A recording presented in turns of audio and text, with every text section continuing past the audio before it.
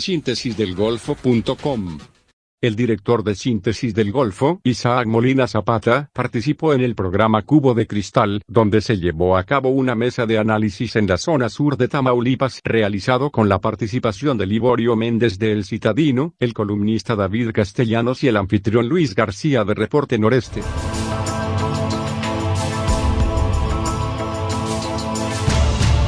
Y bien, vamos rápidamente con el primer tema que abordaremos, que se refiere a la señora maestra, la gran maestra poderosa Elba Ester Gordillo, una de las grandes aliadas de Andrés Manuel López Obrador en la última contienda en la que este resultó ganador.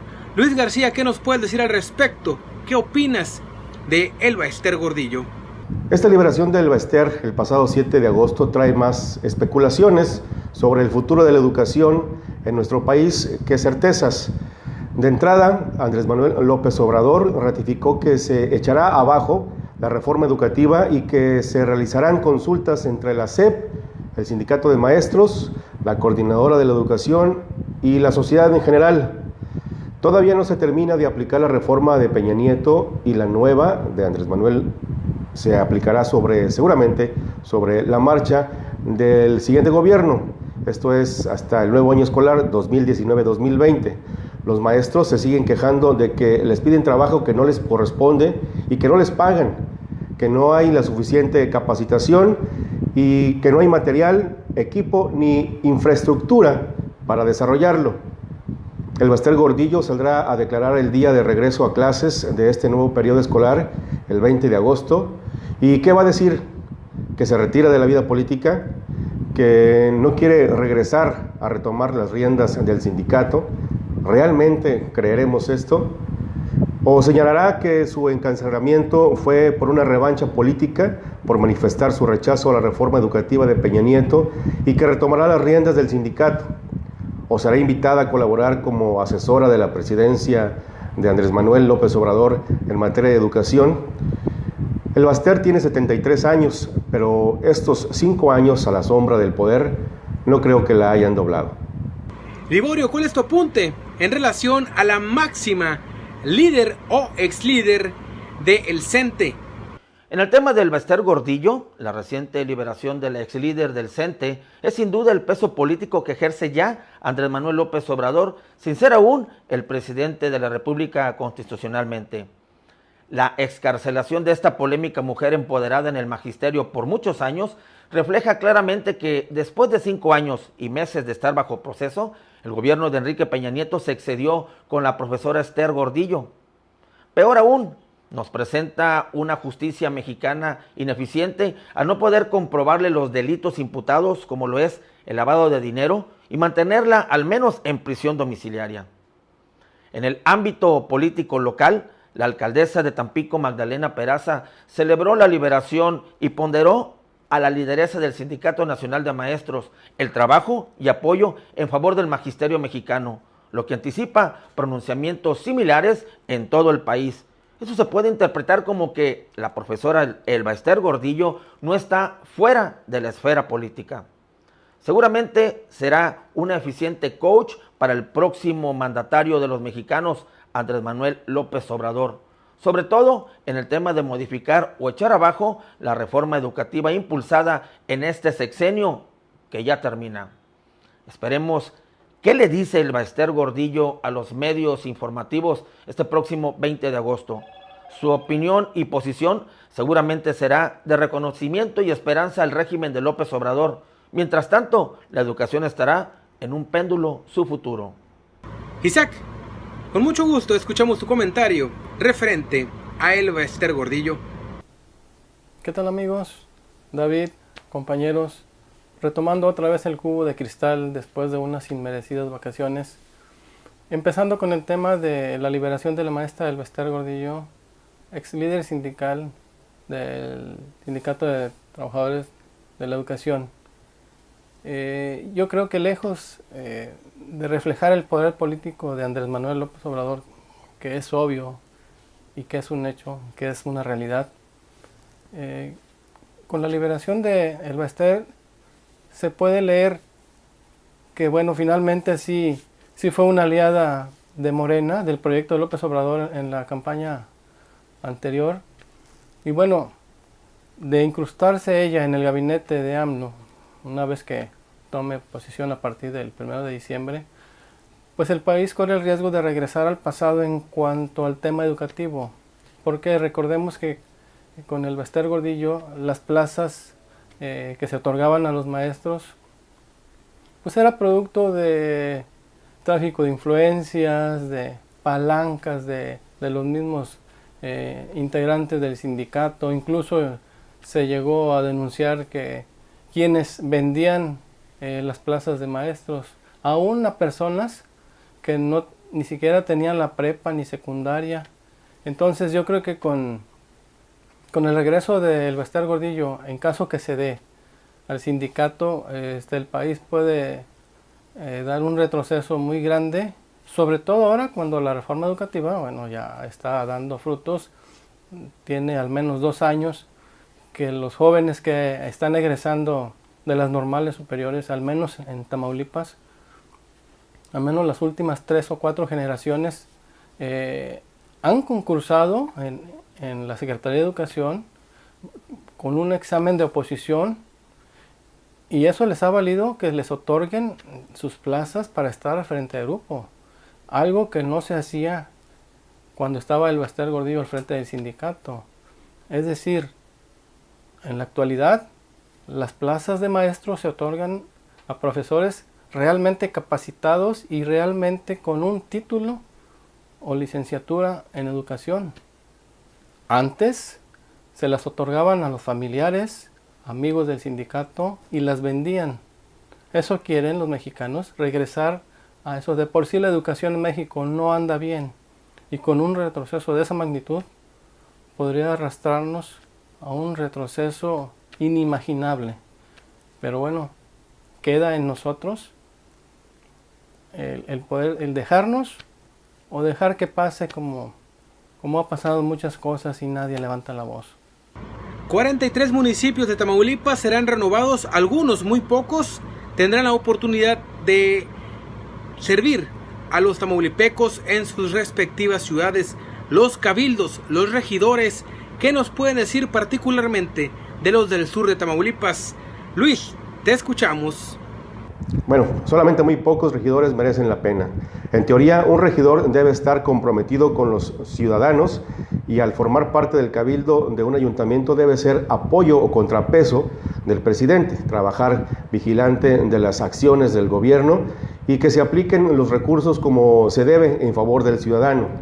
Sin embargo, en la práctica, un regidor tiene la imagen de un beneficiado o un recomendado de políticos y que no trabaja, que solo está para ir a cobrar por un favor político o económico que le hicieron precisamente al candidato en campaña.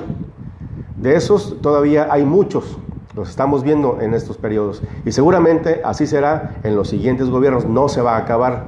Al hacer un análisis rápido de los regidores que se van en Tampico, Ciudad Madero y Altamira, podríamos decir que un 80% se dedicó a levantar la mano para aprobar lo que fuera y seguir cobrando, y solo un 20% se preocupó por realmente hacer algo por su comunidad. Sus gestiones se basaron en el de los de la mayoría, en hacer descuentos de infracciones, firmas, y sus informes en repetir el trabajo de las diferentes direcciones o secretarías que tenían por comisión, pero nada de trabajo de ellos. Esperemos que los nuevos regidores realmente trabajen en beneficio de la ciudadanía, que respalden verdaderas políticas públicas y que no levanten la mano para aprobar el pago de favores electorales, que trabajen por su comunidad y no en hacer grilla para sacar una tajada económica para beneficio personal o un peso político. Ese peso político se los dará la gente con sus acciones. Y bien, Liborio, Alma Laura Amparán repite, ahí hay regidores que tendrán la oportunidad de seguir sirviendo a los altamirenses. En Ciudad Madero se van algunos sin pena ni gloria, vienen los de Oseguera Kernion, y en Tampico la maestra Magdalena parece que ya termina su gestión municipal y entra la de Jesús Nader. Los cabildos, ¿qué nos puedes decir al respecto de los regidores? ¿Cuál es tu opinión? Sobre los regidores, en mi opinión particular, aunque estoy convencido que será la de muchos ciudadanos en coincidencia, es que los ediles, los representantes directos de la comunidad en los cabildos, fue sombría. Empezaré con Altamira, en donde los regidores sencillamente fueron un cuerpo de acompañamiento de la presidenta Alma Laura Amparán. Pocas veces se les vio llevar al pleno del cabildo propuestas propias que gestionar y concretar. Municipios más comprometidos con sus padrinos políticos que con la gente. En Tampico, lo que se ve no se juzga. Fue por mucho el cabildo más activo, pero solo destacando muy pocos de ellos, mencionando como verdaderos críticos y contrapeso de la profesora Magdalena Peraza a los regidores Teresita de Jesús Sosa, José Antonio Heredia, Néstor Cervantes y América Sandoval. Claro que también destacaron los concejales José Luis Ornelas, Claudia Moctezuma y Sofía Sandoval, pero estos por ser auténticos incondicionales de la maestra Peraza, participando por nota y guión en las decisiones del ayuntamiento, con mención aparte de los síndicos Esteban Fuentes, quien no tuvo la voluntad de impulsar y representar legalmente el caso de los regidores acusados por peculado, y la señora Enriqueta Giovanni Hernández, esta última quien fuera demandada por fraude. De los demás, solo mera comparsa. En Madero, ninguno sobresalió. Se la pasearon, como quien dice, pateando un bote. Solamente recordar a 7 de ellos que conformaron un bloque opositor a Andrés Zorrilla, pero cuando se les llegó al precio, sencillamente se desvanecieron. Los ediles maderenses de esta administración pasarán a la historia por ineficientes. Es por eso que los ediles que conformarán las administraciones municipales entrantes deben de dedicarse de lleno al trabajo de campo, a retomar las peticiones ciudadanas hasta su conclusión favorable, a proponer dentro de sus comisiones cambios reales, factibles para la sociedad, asistir diariamente a sus cubículos, no ser unos levantamanos más, dejar de ser promotores de empleo para sus conocidos y familiares, pero sobre todo apoyar las decisiones congruentes de sus alcaldes, antes de los caprichos personales. Deben ser en todo caso la voz del pueblo en el ayuntamiento, destacar por sus gestiones que por la grilla que tanto ha perjudicado a los municipios. Isaac, es tu turno. Los cabildos del sur de Tamaulipas, tu apunte. Por otro lado, en el tema de los regidores, bueno, ha sido un lastre, no de ahorita, sino al menos de las últimas 5 o 6 administraciones, que quienes llegan al cargo de regidor, quienes integran la planilla en los cabildos, es en general, al menos en el sur de Tamaulipas, pues ha sido gente que no tiene el perfil para ello. Gente que ni capacitada, ni con experiencia en el servicio público, y mucho menos con compromiso, con el compromiso que deben tener ante la sociedad.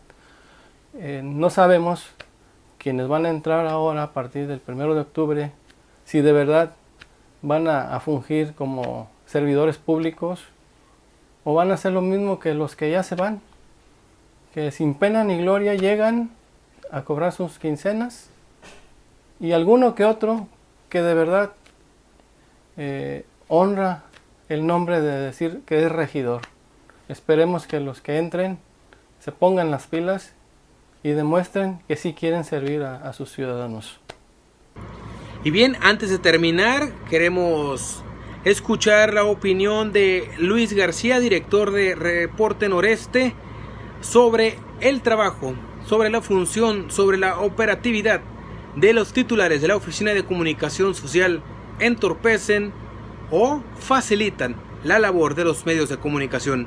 Luis García, déjese caer.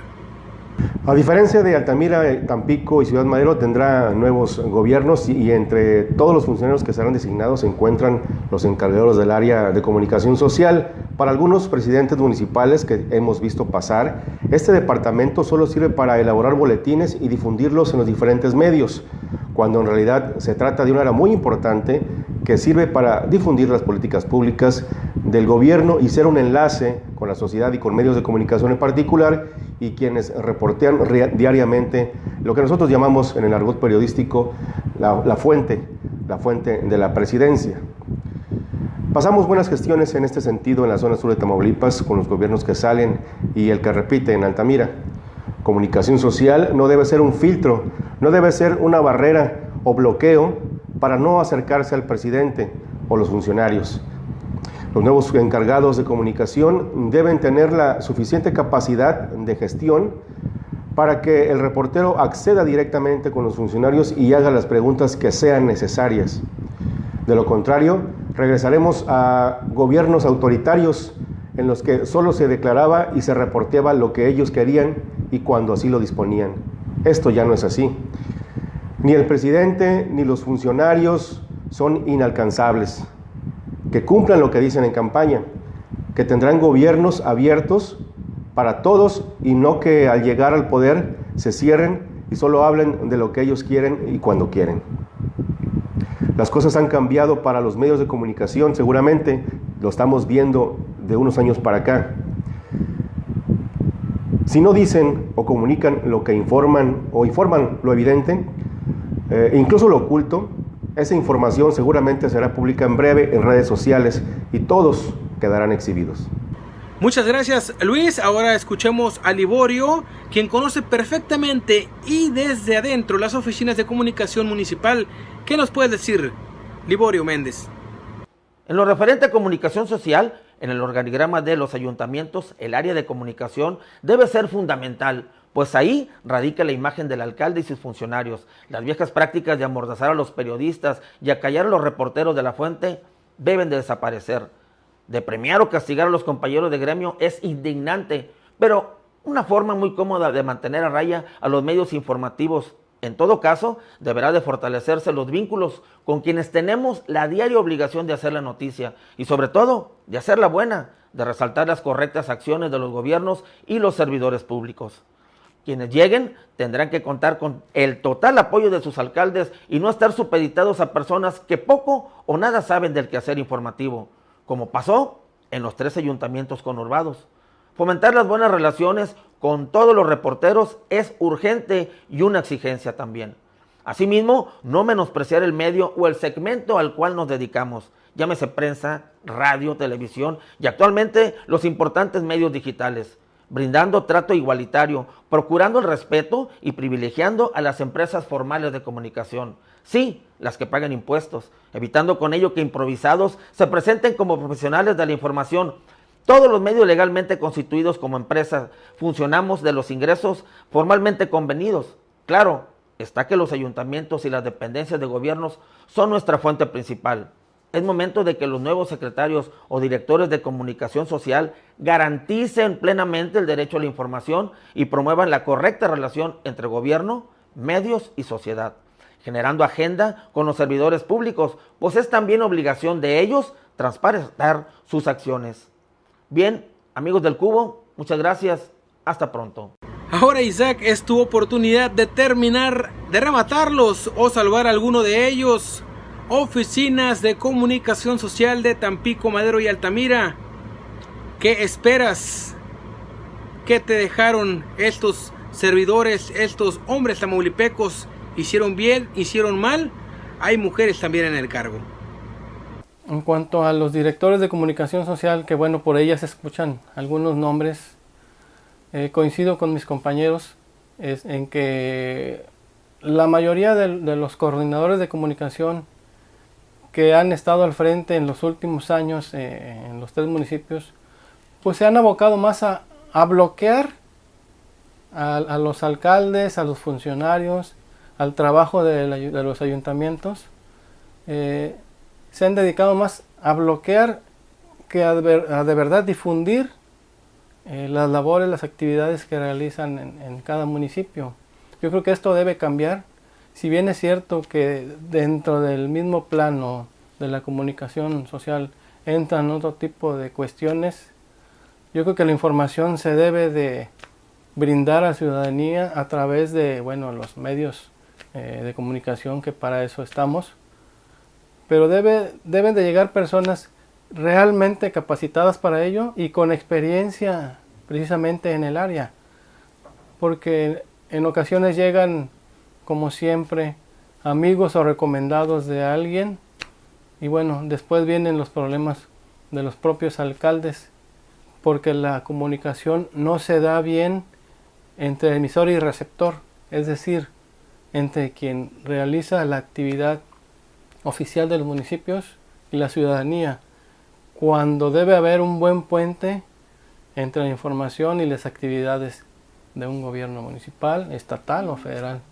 Amigos del Cubo de Cristal, muchas gracias. Eternamente agradecidos con todos ustedes por permitirnos llegar hasta donde están y darle clic al video. Nos vemos pronto. Relájese.